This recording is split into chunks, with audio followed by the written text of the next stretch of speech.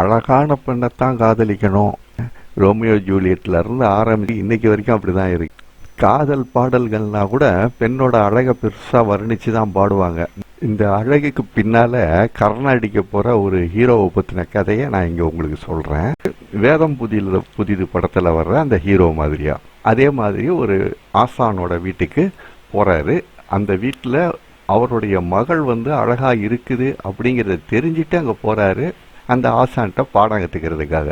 அந்த ஆசானும் யதார்த்தமா சம்மதிச்சுக்கிறாரு அவனை ஒரு மாணவனா ஏத்துக்கிறதுக்கு. பாடம் கத்துக்கிறதுக்குன்னு வீட்டுக்கு வந்ததுக்கு அப்புறமா பையனோட நடவடிக்கைகள்ல சில மாற்றங்களை பார்க்கறாரு. அவன் பாடம் படிக்க வந்தது மாதிரி தெரியலையே அப்படின்ற நோக்கத்தை கண்டுபிடிக்கிறாரு. தன் மகன் மீது ஒரு காதல் கொண்டுதான் அவன் இங்க வந்திருக்கிறான் அப்படிங்கறது அவர் தெளிவா புரிஞ்சுக்கிறாரு. இப்ப அவனுக்கு ஒரு சரியான பாடம் புகட்டணும் அப்படின்னு யோசிக்கிறாரு. அதன்படி அந்த மாணவன் கிட்ட சொல்றாரு, ஒரு வேலை விஷயமா நான் வெளியே போறேன் வெளியூருக்கு, அதனால நான் வர்றதுக்கு 3 நாள் ஆகும், நான் வந்த பிறகு நம்ம மறுபடியும் சந்திக்கலாம் அப்படின்னு சொல்லி அனுப்புறாரு. 3 நாள் கழிச்சு அந்த மாணவன் ரொம்ப ஆர்வத்தோட ஒரு ஆசானோட வீட்டுக்கு வர்றான். அந்த ஆசான் கிட்ட பேசிக்கிட்டே இருந்தாலும் அவன் பார்வை எதையோ தேடுது. அதையும் ஆசான் கவனிச்சுக்கிட்டே இருக்காரு. ஒரு கட்டத்துல பொறுமை இழந்து ஆசான்கிட்ட வாய் விட்டு நேரடியாவே கேட்டுறான், இங்க உங்க அழகான மகள் ஒன்று இருந்ததே, இப்போ எங்க காணோம் அப்படின்னு. அப்ப ஆசான் பொறுமையா சிரிச்சுக்கிட்டு சொல்றாரு, அந்த கூப்பிடவா அப்படின்னு சொல்லிட்டு கூப்பிடுறாரு. என்ன வர சொல்றாரு. வந்த உடனே இவன் பார்த்தா இவனுக்கு ஒரே அதிர்ச்சி. என்னடா நான் பார்த்த மாதிரி இல்லையேன்னு திரும்ப அவன் சொல்லிடுறான் ஆசான்ட்டியே.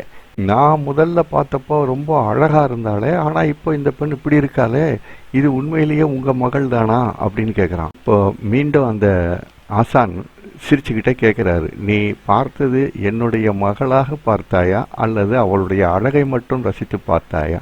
உங்கள் மகளுடைய அழகுதான் என்னை வசீகரிச்சது, அந்த அழகைத்தான் நான் விரும்பினேன் அப்படின்னு சொல்லிடுறான். என் மகளோட அழகை நான் தனியா பிரிச்சு எடுத்து வச்சிருக்கேன். நீ ஒருவேளை கேட்டு வந்தா உனக்கு கொடுக்கணுமே அப்படிங்கிறதுக்காக அந்த அழகை தனியா எடுத்து வச்சிருக்கேன். அவனுக்கு ஒரே குழப்பம். இருந்தாலும் சரி கொண்டு வாங்க பாக்குறேன் அப்படின்றான். அம்மா அந்த களையத்தை எடுத்துட்டு வாமா. அவர் மகளும் அந்த மண் களையம்னா சின்ன மண் சட்டி, அந்த சட்டியை எடுத்துட்டு வர்றாங்க. இதுக்கு மிக மோசமான ஒரு துர்நாற்றம் வீசியது. என்ன இதுன்னு மூக்க பொத்திக்கிட்டு அவன் ஆசான்ட்ட கேட்டான். நாங்க 3 நாள் என் மகளுக்கு வயிற்றுப்போக்குக்கான மருந்தை கொடுத்து அவன் அழகு மொத்தத்தையும் அந்த வயிற்றுப்போக்கு வழியா எடுத்து தனியா இந்த மண் களையத்துல வச்சிருக்கேன். நீ அழகத்தானே விரும்பின, இப்போ இதை எடுத்துட்டு போ அப்படின்னாரு. அந்த மாணவனுக்கு ரொம்ப அவமானமா, என்னடா நம்ம இவ்வளவு கேவலமா நடந்துகிட்டோமே அப்படின்னுட்டு ஆசான்கிட்ட மன்னிப்பு கேட்டான்.